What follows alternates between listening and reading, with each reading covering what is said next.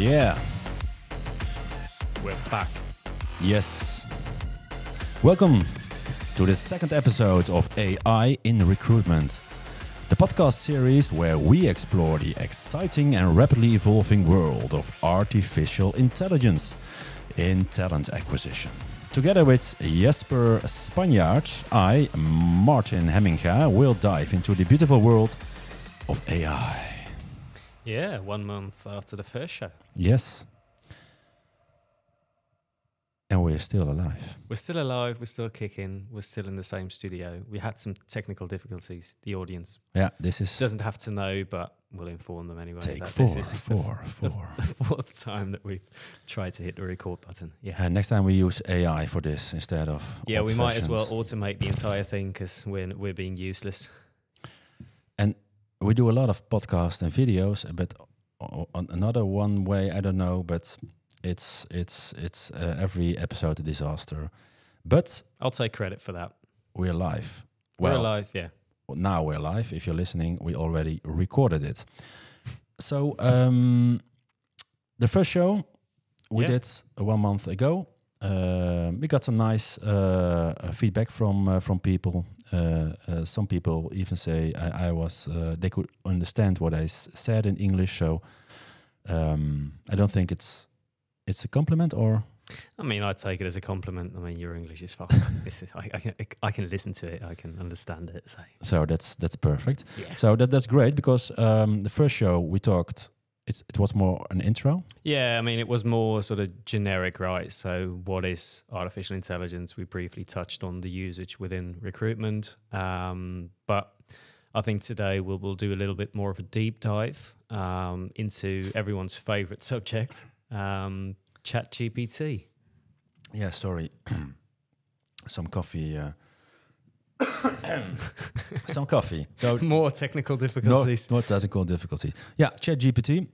And before we started the show, we already discussed it's not the ChatGPT in a recruitment show because there's more than ChatGPT.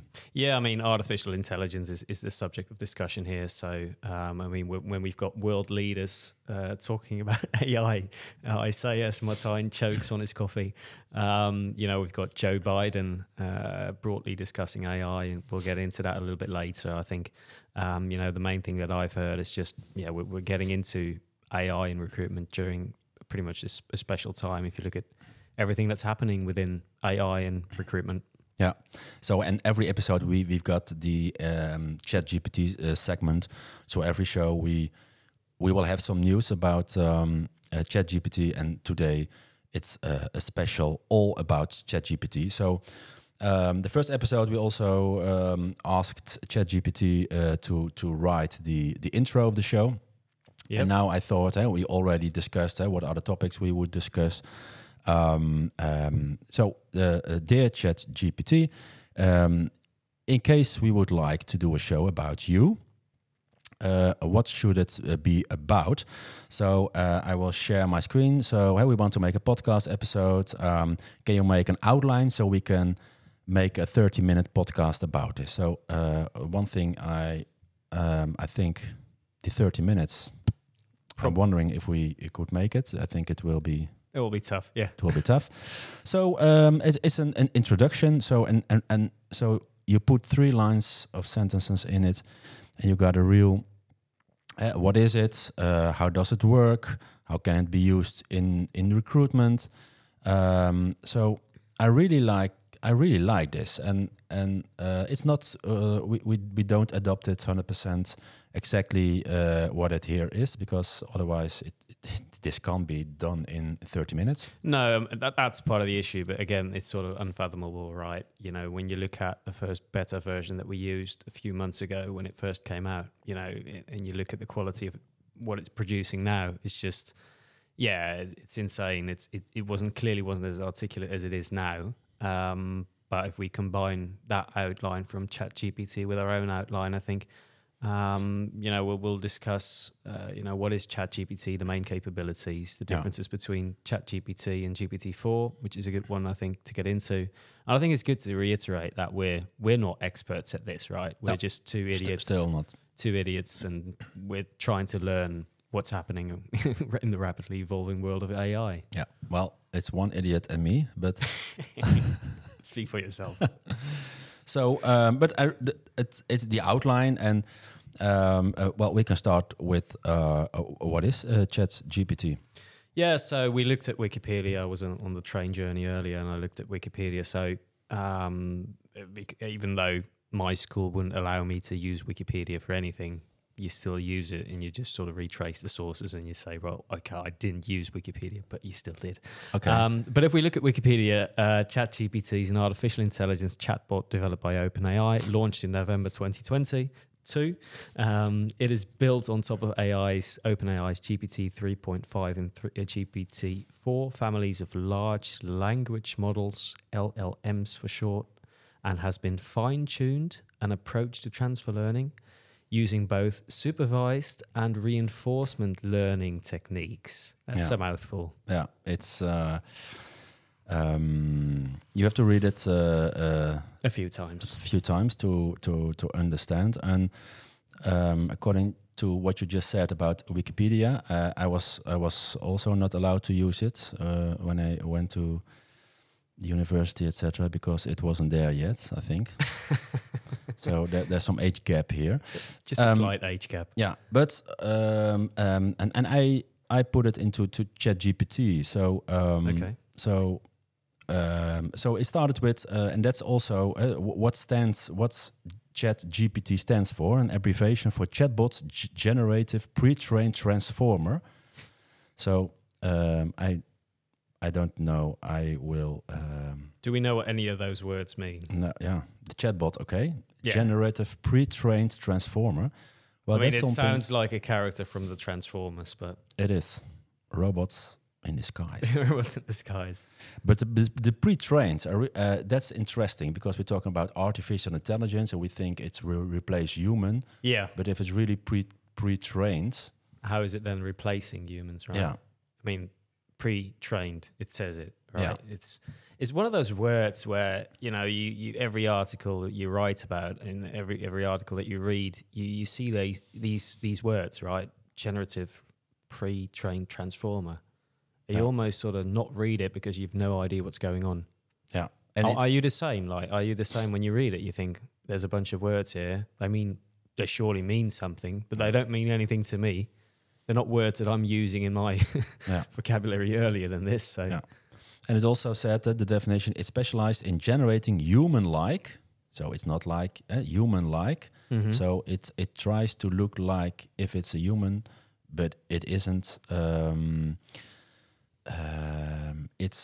It's just and yesterday when I talked about looking for information about the show, reading articles, clicking on links to YouTube, another YouTube video. Mm-hmm.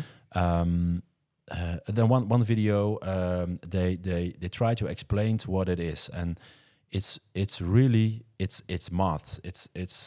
It's of course it's zeros and how do you say that dots? It's no? just mathematics. Yes. Yeah. It's zeros and ones. How do you say that? Yeah. Ones and zeros. Yeah. Ones and zeros. Yeah.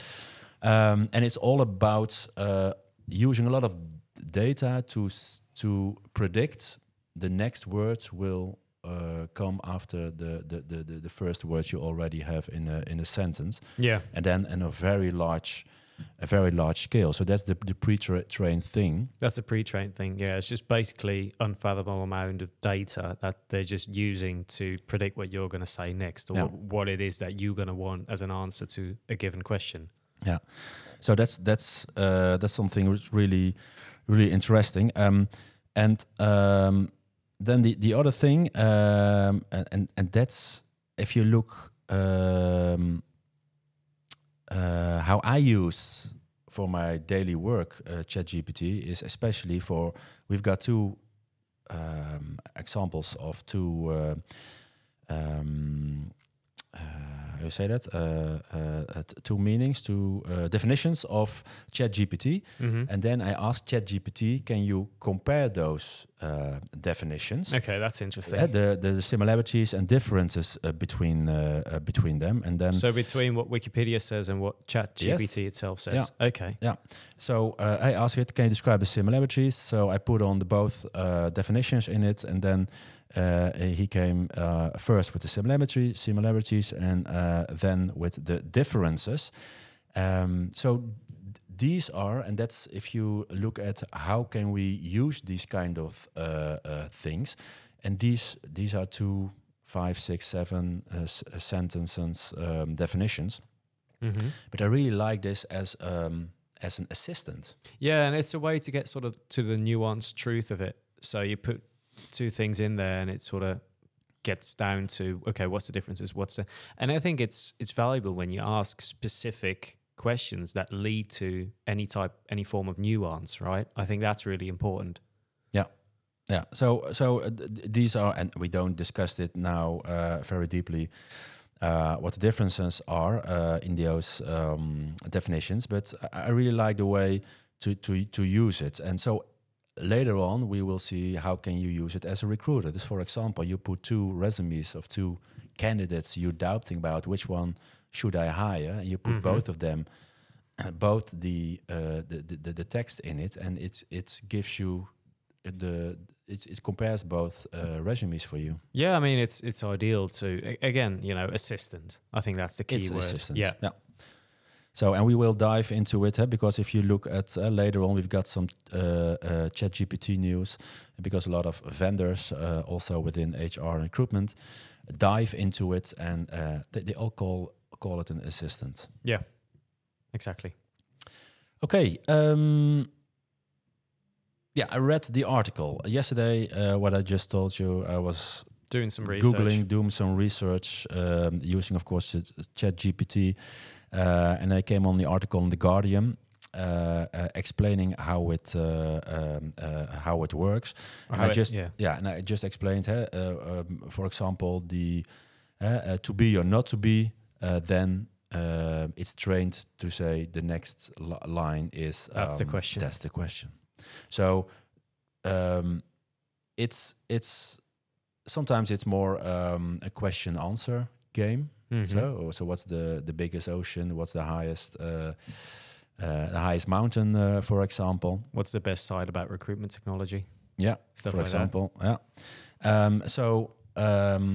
And what I really liked about this is how does it work? And it isn't not now 5% maybe. It isn't artificial. It's not intelligence. It's just a bunch of data. Yeah. I think that's such a big difference, right? Because, if you say, just a bunch of data to me, I'm not going to be that impressed. I just think we've got lots of data. Google's got lots of data. You can, if you spend enough time, you can collect as much data as you want. What is so intelligent about that, right? Because it's just a bunch of data. Yeah. But the way it's showed to us, that's really great. Yeah, I mean, that's where the intelligence comes in, right? So I think the article sort of mentions the input of the series. You input a series of questions about the nature of intelligence. The output is likely going to be drawn from science fiction novels. So I think that's sort of insane to me. But yeah, I'll keep playing devil's advocate on here and say that we've got a show called AI and Recruitment, and when we're finally talking about ownership of information, all of that data that we just alluded to, they're formulating answers. There's millions of people around the world currently asking ChatGPT a bunch of questions, and it's producing content.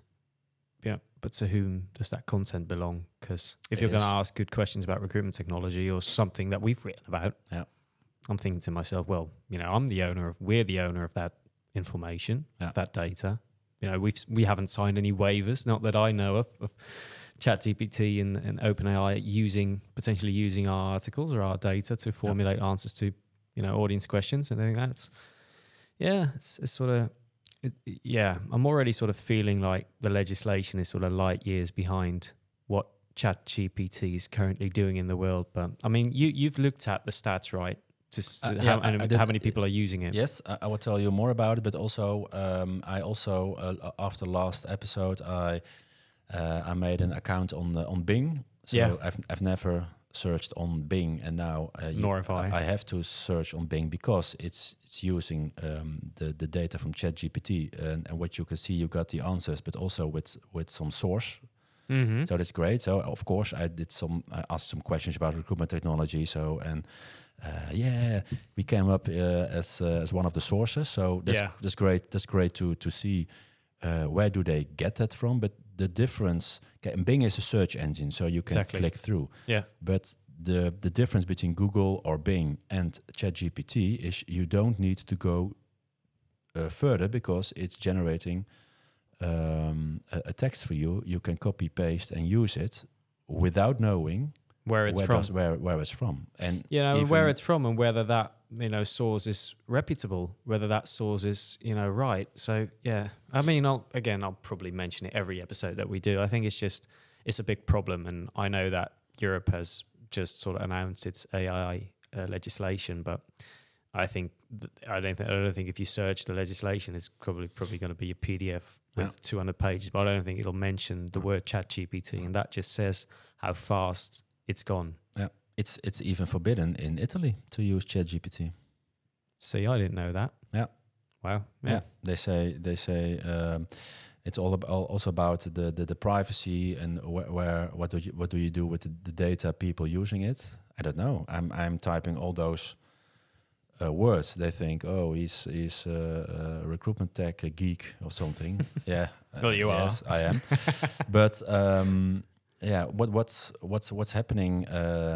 Do I got ads when I'm on Bing because it's linked to Microsoft? So who knows, right? I think it's But so how many people are using it currently? Well, it's really nice to see. But within 5 days, so they in the end of November last year, they came with ChatGPT, OpenAI. So 1 million users within 5 days, and then in January there was already 100 million users. And in February they've got 1 billion visits in February. So that's insane. It's really insane, and it really differs between. Last week I was giving a training to recruiters working at within the healthcare. Yeah. So there was one of the 20 people in the session who was already try out something ChatGPT. In other recruitment events, you see almost half the people using it already. So there's a lot of difference between using it. And you don't have to, it's good to know what can it do. Can I use it? And if you don't use it, it's no problem. Yeah. I think it's good to use it because, and later on we've got some news. It's news from the US, but also candidates are using it to write the letter next to their resume, or the email with their resume. So you think, wow, this is the perfect cover letter. Nice written. Very nice written, very well looking, but it's ChatGPT.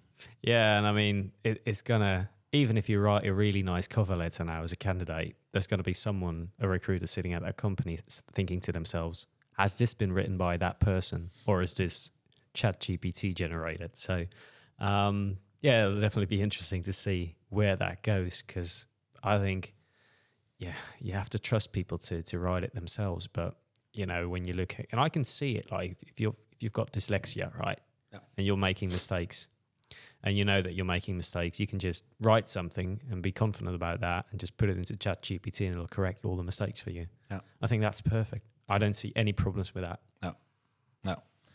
No, it is. So it's really nice to see, and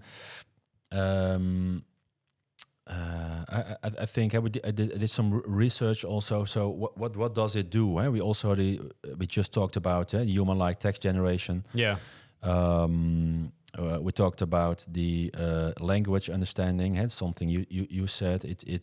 It can read structures. It can make sentences. It's aware of the context you're using it. We already seen you ask something. It can. If you say, we need a podcast about an outline for a podcast about ChatGPT. So for this platform, for this audience, it's aware of the context it's being produced in. Yeah, and it knows how does a podcast look like. It knows something. It knows these types of things. You don't need to explain what a podcast is before it. Yeah.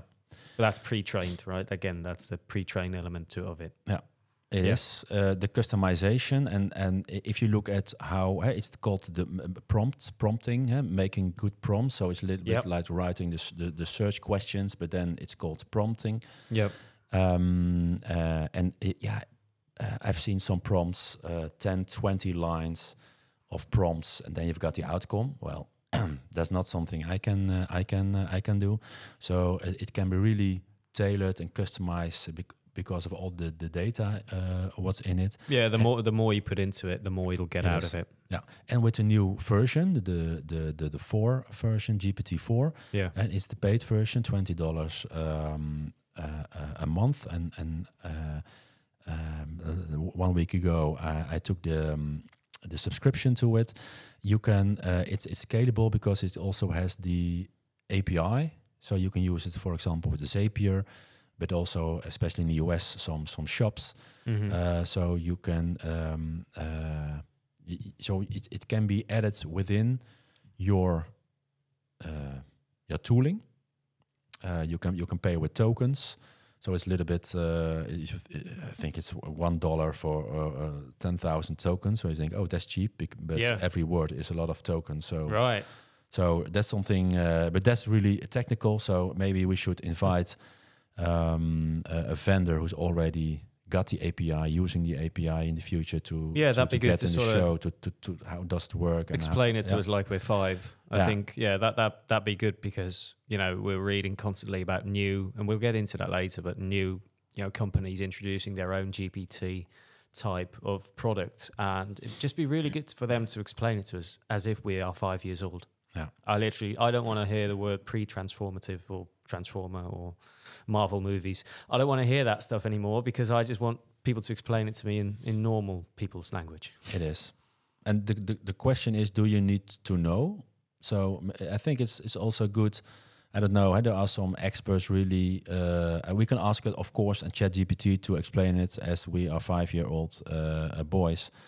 But I think it's great for in the future to really get something who can explain it to us in not human-like language, but in human language. In human language. Human language. That's it.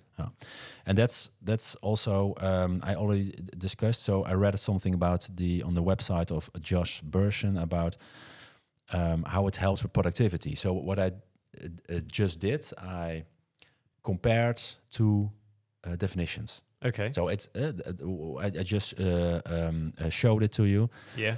And then they did it's a small research from 44 white-collar workers using ChatGPT, and another group, the peer group, doesn't use it. Okay. And then they see. So I think this is not the best research already. There will be more research in the future. Quantitatively, it's not where you want it to be, but I mean, it still results. Still shows something. If it helps you to as an assistant to do some small task to make your work, if you do it by hand, or you can use ChatGPT to do it. Yeah, it really makes your work more quickly. You can do your work more quickly. What were the results? They said it was 37% faster at completing tasks. So 17 minutes to complete versus 27 minutes for so people not using 10 minutes. It's So 10 minutes. So if you look at it's not much, but if you look at every hour, 10 minutes every day. I think every week. Exactly. I mean, that's increased productivity, right? And we sort of maybe need to stop talking about how AI is going to replace workers because we don't have enough people to fill enough vacancies as is. So, it's an interesting sort of subject because I was at the Total Talent Summit the other week, a few weeks ago. and Matthijs Bouwman, who Dutch people might know. He's a bit of an economic wizard, who's known for being very blunt about the labour market and about trends. He said that all recruiters should be job destroyers and should work to adapt automation, wherever they can, because they have to, because there are not enough people to fill the jobs. So I think it's a bit controversial, but I kind of like that take. But we've promised each other to bring some AI news to the table during each episode. Yes, we've got a jingle for this. We've got a special jingle for it. So what's your news? AI news. US President Joe Biden said on Tuesday it remains to be seen whether artificial intelligence is dangerous. Okay, but and score. Sorry, it's too loud? Yeah, it's a bit too loud. Yeah, it's a little bit too loud. So I was talking about even President Joe Biden said something about AI, not mentioning ChatGPT, but I think he is also referring to it, that AI could help in addressing disease and climate change, but it was also important to address potential risks.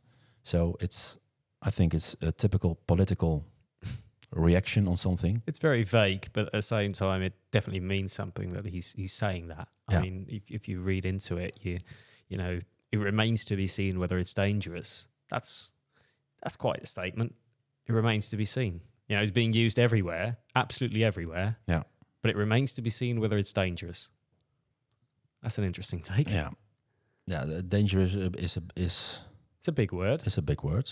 But, I was watching a Bloomberg documentary on it the other day, and a guy who specializes in law and legislation just bluntly says, right, all of the AI that's being used by recruiting tools, most of it is illegal. And he says he can't prove it, but he says most of it is illegal. Yeah. Most recruiters even don't know it's being used. Yeah, I mean, we've surveyed that, haven't we? Yeah. So most recruiters, think about that for a second, right? So recruiters, actively recruiting people to fill vacancies, doing their best. They're using artificial intelligence in that process, and they're not aware of them using AI. Yeah, most it's of them like say, saying I'm not using it. Yeah, it's like saying, I don't know whether I've had a sandwich this morning. Like, what time? It's part of your job, right? I know what software I'm using for my job. Yeah. How can you not know what software you're using for your job? And I don't mean to come across as an arsehole here, but how can you not know that? Yeah, but it's something you will write an article or a series about in the next coming months, because of the EU legislation about. Yeah, it's something I'm very interested in. I've mentioned it now a few times. I feel like the legislation is falling behind very quickly when you look at how fast ChatGPT is growing everywhere. And that's just ChatGPT. When you look at AI usage broadly, it's been around. It's not the first time we're talking about it. It's been around for quite a few years now. And we've got the European Commission just coming out with their own set of legislation and sets of laws. And it's quite good when you look at it, because they're asking companies to do an audit before they use anything. And so they have to prove that it's non-discriminatory and it's fair usage and no one's being discriminated against. But at the same time, it's just, I don't know, it just sort of worries me that it's come this far already and you just see the legislation falling behind. Yeah. And even a lot of experts and prominent people say we have to do a half-year timeout. Yeah, we need to do. Yeah, well, let's put AI in the corner for half a year. Yeah, okay. I think in China and Russia they will also stop for half a year. Sure, they will. Everyone will stop for half a year. No one's going to stop for half a year. That's just absolute bullshit. Because the train is going and you have to jump on it or get off. But I mean, getting off doesn't seem to be an option for most people. So I think it's always like the trend curve. You're looking at the trend curve of AI explode, sort of once more. I think AI is going to be the first. It could potentially be the first bit of technology where you look at the trend curve and you think, actually, it's got multiple curves here because it's just different. You've got also some news. Yeah, I've got some news. With a jingle, or should I wait, or should I do the jingle now? You can wait. No, you can do it. Yeah. God, they've killed Kenny! You bastards! Yeah, my news is all about South Park.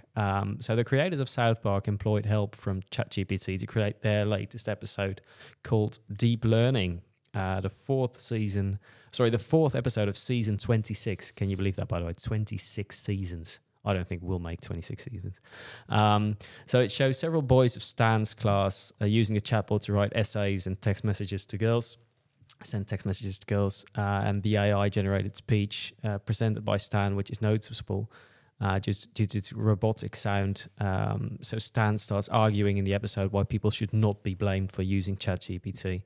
And he says it's the giant tech companies who took OpenAI, packaged it, monetized it, and pushed it out to all of us as fast as they could in order to get ahead. And it's always quite funny to me because, you know, South Park, they're then obviously known for their sort of hot takes on everything that's happening in society. But, you know, when you look at that sentence, so big giant tech companies who take the technology and monetize it as quickly as they can, and they're just jumping on the hype.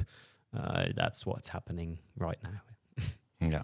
So it's used everywhere. Yeah. So let's continue with today's topic. I see on the clock it's half an hour, so we didn't manage it in time. What a surprise. How does it work? Yeah. So again, Google tells us ChatGPT is based on the GPT-4 architecture. It is an AI language model that generates, again, human-like text. So it works through a process of pre-training on vast amount of textual data, followed by fine-tuning for specific tasks. I think I'm just about getting that. Are you? A little bit. I still think about the assistant. You can put some tasks to your assistant. Yeah, so it's maintaining, when you look at it, Google says it's capable of maintaining context, comprehending complex language, and scaling to handle large tasks, making it a versatile tool for various applications, including recruitment is the first one that comes up. See? Yeah. We're onto something. The nicest thing about these tasks, because we talk about a little task this, a little bit task that, but if you combine all those tasks, you connect all those tasks, you got a whole process. Yeah. So you can say, just small tasks, do some research online, write an intro, write an outline, write 4 or 5 different titles for your article, and then you can pick the best.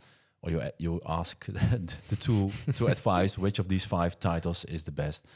If you connect all those small tasks, you got all processes. So in the future, I think that will be.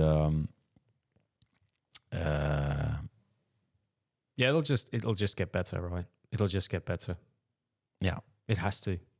If you look at the past few months, it's going to get better. It's sort of inevitable. But last episode, we already sort of talked about the role of AI in recruitment, and now we could, do it more specifically. Yeah. Dive into some use cases and try to see it live within ChatGPT.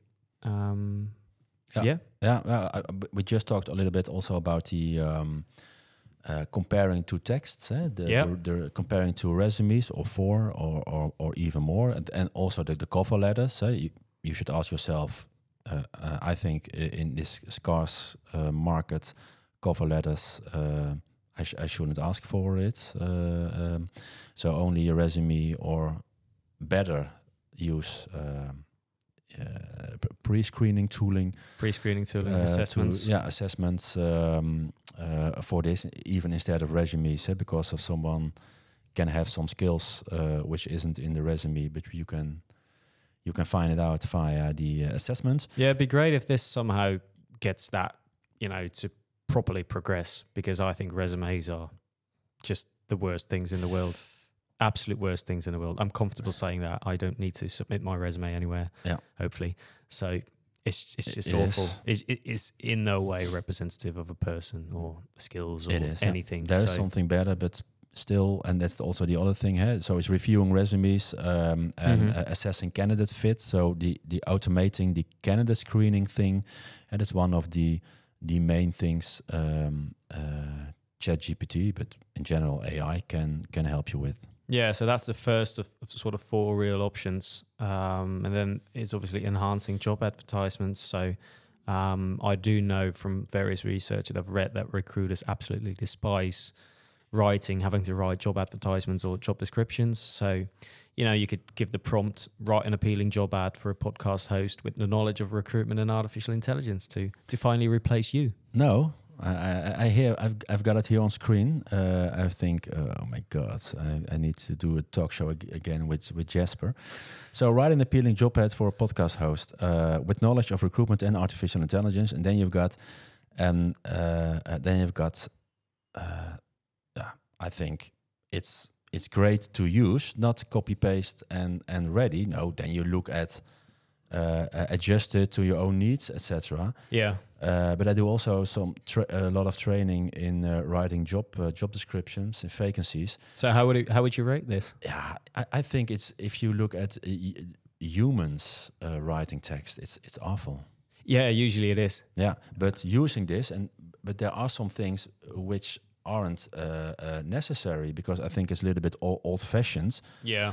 To ask for something like the bachelor's degree in a related field. So, do you have a bachelor's degree in ChatGPT or in AI? I don't. No, I don't. no, I'm not a capable You're not host. hired. You're not hired. I'm fired live on air. So there are some things. Well, the excellent communication skills. That's something really nice. Proven experience in podcasting, public speaking, but also that podcasting is for a couple of years now very popular. But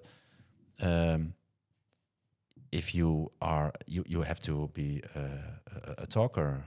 Yeah, I mean, I don't think it's got anything to do with that. Again, that's where ChatGPT is already sort of missing the point for me, because I don't think you need to have experience hosting podcasts. And that's where work experience comes in, right? Where we say, right, okay, you haven't done this job for 5 years, so you are not capable to do this job.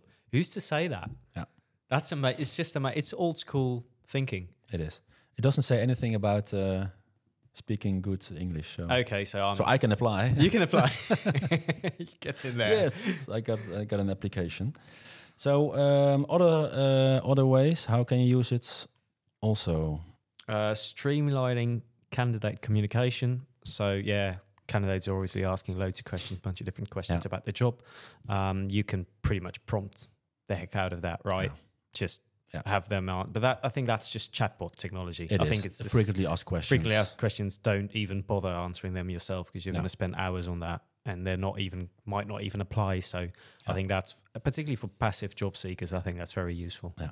And what I really like, it's also used is the Calendly feature for a lot of people. Yeah, I also use it. Scheduling interviews, managing follow-ups, etc.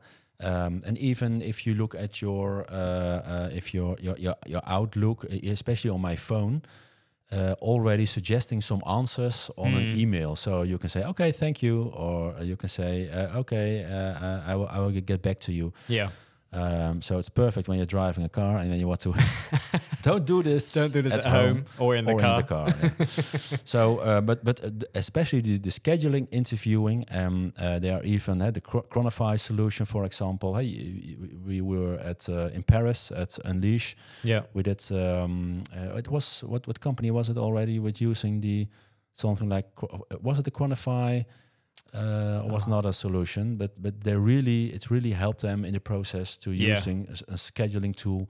It was a big. I can't remember the company, but I remember fast-moving consumer thing. One, okay, maybe drawing a blank. Yeah, but it's really used, because it's if you got tens of recruiters.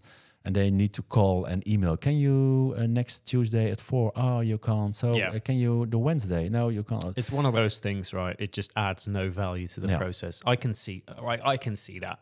I can see that. Yeah. And what I also like is the interview preparation. Sure. If you need a sparring partner. Give me 5 questions. I can ask the potential podcast host to know if you would fit this job. Yeah, and I think it's just getting it down to sort of competency based. So, is that something you really need to be on the job? I'd be interested in seeing that long term, how that progresses. I think it's all about, if it somehow adds to the curve where the CV becomes less important and the cover letter becomes less important, I think it's definitely good progress. But if it's still answering things, in the same way that it's always done, and it's still going to give you examples of job ads that haven't been particularly good in 20 years, then it's just going to be more bad job ads and more bad interview questions. It is. Let's do a little bit live. Hey? Give me 5 questions for an applicant for the recruitment marketeer job. Let's scroll on down, see what it says. What it says. Certainly, here are 5 potential interview questions for a recruitment marketer job. What experience do you have working in recruitment marketing? So again, experience. Yeah. Okay. Can you walk me through a campaign you ran and what the results were? So a little bit star question. Yeah. Can you do an example? How do you stay up to date with industry development? Well, I think you can use these kind of questions. You can use these questions, except for the first one where you go into the experience. That's something that you shouldn't have to ask that in the if you have a resume, you don't have to ask. Yeah. Oh, you don't have experience. Okay. Bye-bye. Goodbye. Yeah. See ya. Maybe by phone. Yeah, I mean, it's definitely again, it's a good foundation. My question is really in general. Give me 5 questions for an applicant for the recruitment marketer job. Is it a junior, senior? So I could imagine if you specify it. Yeah, specify it. Put on the job description in it. Then you got more detailed question. But it isn't bad. It's not bad. You can use it. Use it. Yeah. Of course. But before, I think you've got an interview lined up. But before we've got another designated segment for ChatGPT. Yes. So it's quite ironic that we've got a ChatGPT news segment in an episode about ChatGPT. But here it goes anyway. Too much ChatGPT will kill you. Yes. The first news we've covered this past week, the news that talent lifecycle management unifier Beamery, wow, that's nice. That's a nice line, has announced the first GPT application for HR and recruitment. Talent GPT. And Talent GPT offers an assistant that uses both Beamery's proprietary AI and OpenAI's GPT-4 and other leading large language models. So a lot of AI with it in it. Yeah. And I think they were one of the first one. Here in the Netherlands, we've got Recruit Now.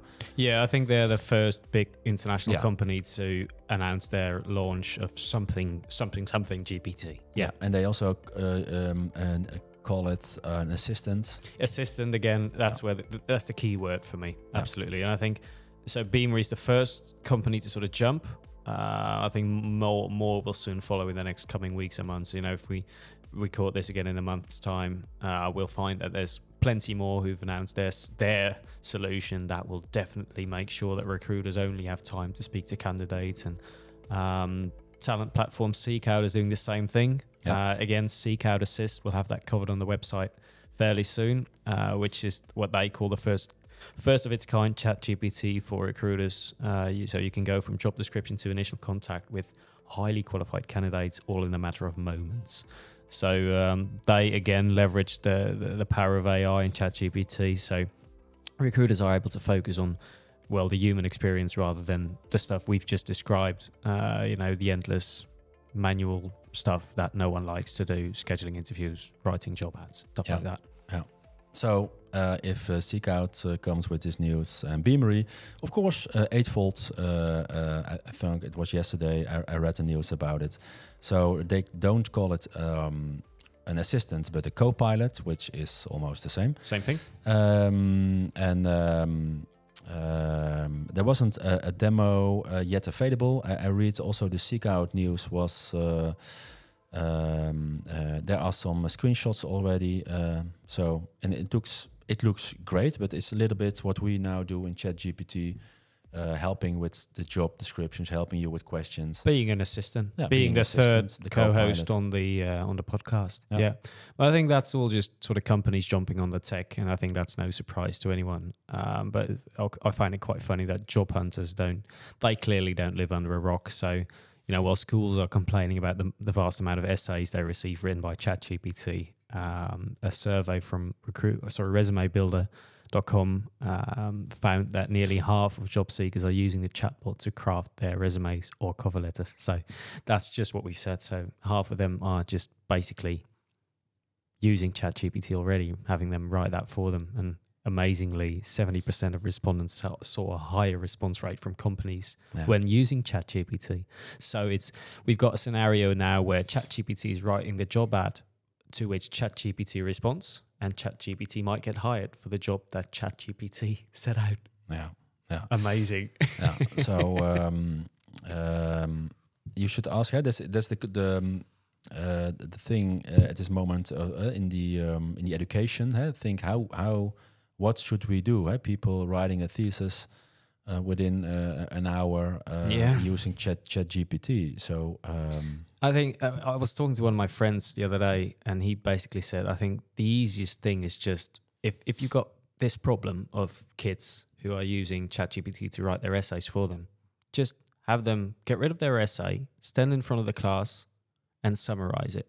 Yeah. Present your essay rather than, putting it out there in text. I think that's for luckily this podcast isn't called AI in education, but I think that's the easy solution. Just have them summarize it themselves, see if they actually grasp what they've said. Yeah, that's not something we will do. The education thing, I think it's different. It's you got to really reshape education. You have to, I think. So, talking about education, 2 weeks ago I was on a Dutch event about ChatGPT within recruitment. 75 people in a room with some people speaking also about legislation. Some lawyers were there talking about the legislation part about using artificial intelligence and ChatGPT in general. Special. And also there was Marcel van der Meer, global sourcing trainer and LinkedIn recruiter expert. He did some presentation, giving a lot of tools, also some Chrome plugins. Yeah. It was really nice. And afterwards, I did a short interview with him about ChatGPT. Yes. You are trainer and expert on sourcing. How were you triggered by ChatGPT? It was the 1st of December. I got a message on LinkedIn where I was triggered to work with ChatGPT. I went to the website and I immediately asked a question to write an email in Swahili to a Python developer, and it came immediately with an email in Swahili. I couldn't read it, but I translated from DeepL, and it was absolutely amazing. So, and the guy or the girl you sent it to, they react on it? No, it was just for playing, for fun. I didn't send it to a Swahili Python developer. I'm just a trainer, so I don't send emails out myself, but I train people to how to send emails. So we're talking about ChatGPT, but maybe people listening say ChatGPT, what is it? Can you tell it in a nutshell, what is it?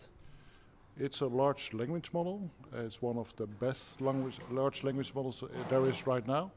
And it's generating text for you. So you can ask questions, you can send prompts in it. So, for example, you can ask, what are the synonyms for this job title? And it gives a list with synonyms of job titles. So, for your research in your sourcing, training, it's absolutely phenomenal. Is it something you should dive into as a recruiter or a sourcer? If you want to dive into this, you will be out of a job in, I will say, 2 years. So, yes, you definitely have to dive into this. It's really changing the way I think maybe we do everything. Absolutely. Writing, creative things, sourcing, interviewing, everything. Yeah. But also the travel example you have about someone who's disabled and ChatGPT. So if you want to do a road trip, you can ask ChatGPT and similar tools to give you a route or something. Yeah, absolutely. And it's evolving even further than that, because now you can do a plugin. So you can, for example, you can do a plugin with Expedia. So you can ask to ChatGPT, I want to go with my family The ages of the kids are 10, 12, and 14 years old. I want to travel to Paris. I want to fly. What are my options? I want to travel in June. What are my options? And it gives you a flight plan and a link where you can book directly to it. So, what was your main message at today's event?